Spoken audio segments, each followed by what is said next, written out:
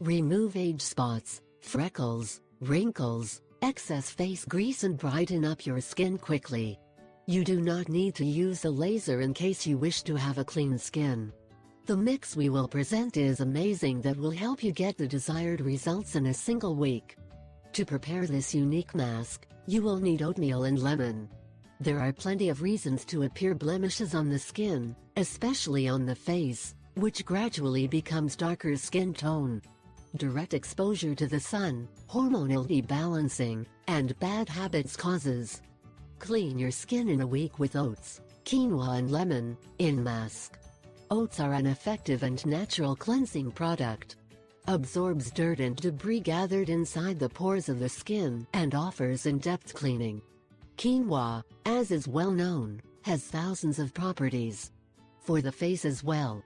Lemon is an excellent ingredient for lightening the skin, removing age spots, freckles and excessive face grease. In addition, lemon closes the pores. It provides vitamin C, which is an antioxidant that decreases the presence of wrinkles, and also stimulates the production of collagen. The combination of these two ingredients is an amazing blend that cleans the skin naturally and instantly gives remarkable results.